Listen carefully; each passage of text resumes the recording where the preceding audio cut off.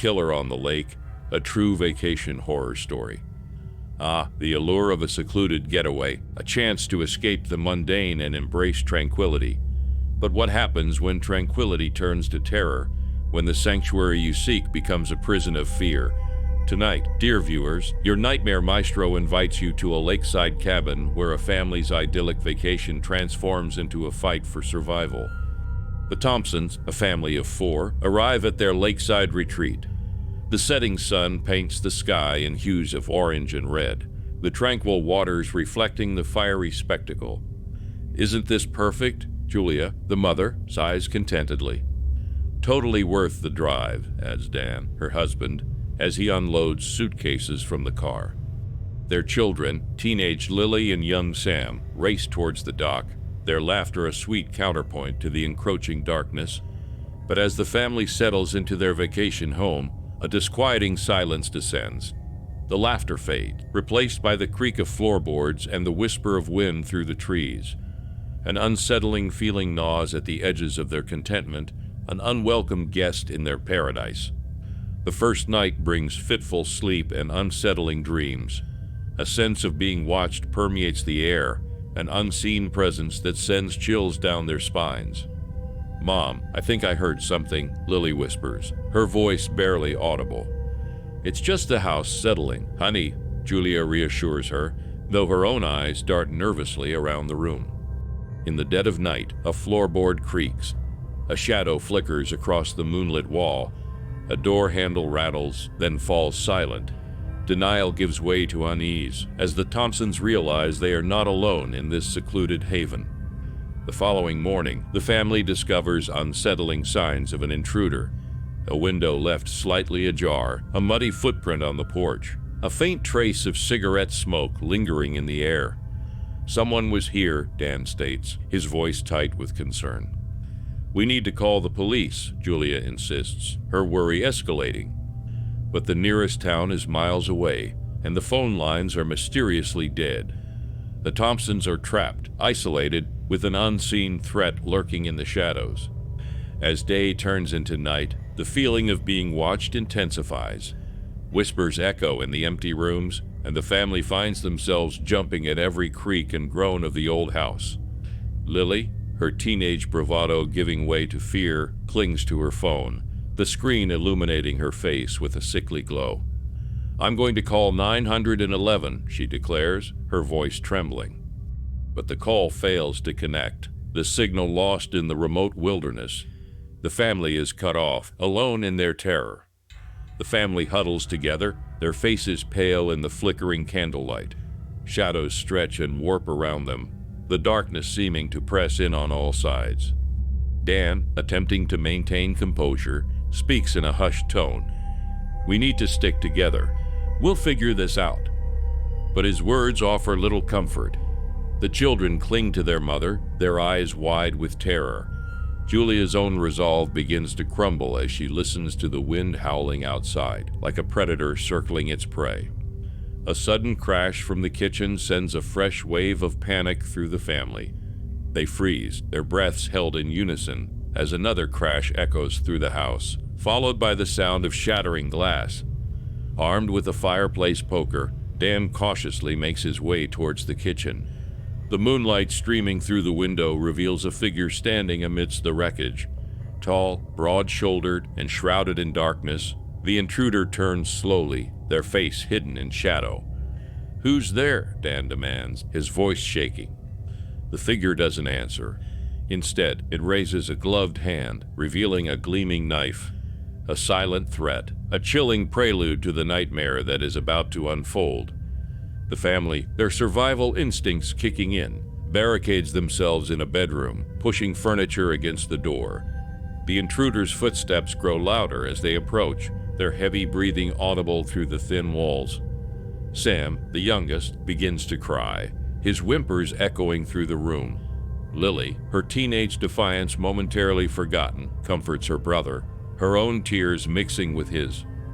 "We're going to be okay," she whispers, her voice barely a tremor. "We're going to be okay." But the words are hollow, a desperate attempt to cling to hope in the face of overwhelming terror. The door shudders under the intruder's force, the wood splintering as the frame begins to give way. As the door creaks open, revealing the intruder's menacing silhouette, the family braces for the worst. But instead of cowering, they stand their ground.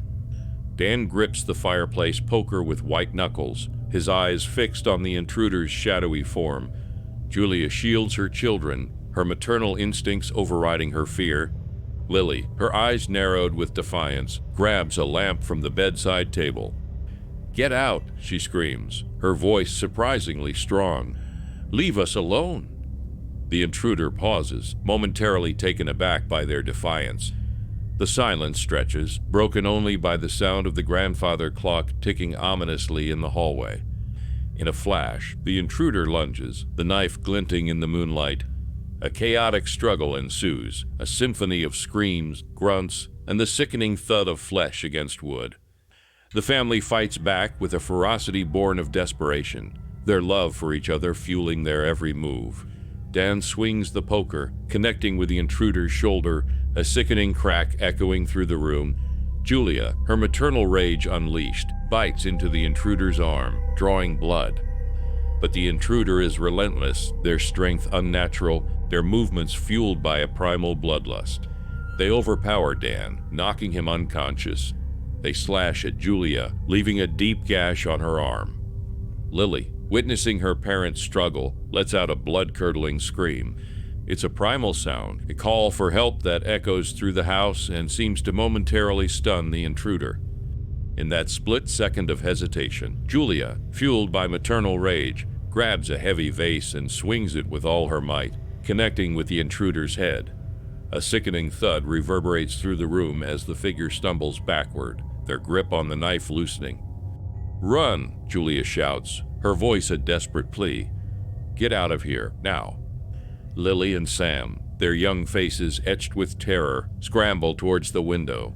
They manage to pry it open, the cool night air a welcome relief from the stifling atmosphere of the room. Lily helps Sam out the window first, his small body disappearing into the darkness below. She follows, her heart pounding in her chest as she climbs down the side of the house.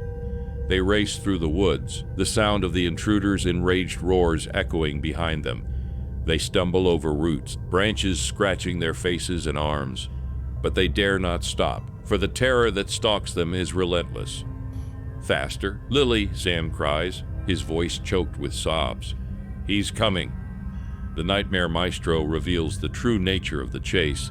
It's not just a physical pursuit, but a desperate flight from the darkness that threatens to consume them.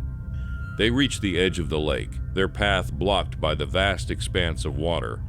The moon, a pale orb in the night sky, casts an eerie glow on the surface, revealing the shadowy outline of the boathouse. "We have to swim for it," Lily says, her voice determined. "It's our only chance."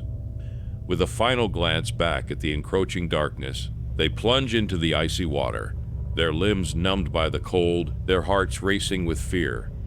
The boathouse looms ahead, a beacon of hope in the darkness. They swim with all their might, their strokes growing weaker as the cold seeps into their bones. They reach the boathouse, their bodies shivering uncontrollably. They scramble inside, their wet clothes clinging to their skin. Lily slams the door shut, barricading it with a rusty oar. They huddle together in the darkness, their breath misting in the cold air. "He won't find us here," Lily whispers, her voice a fragile attempt at reassurance. But her words ring hollow.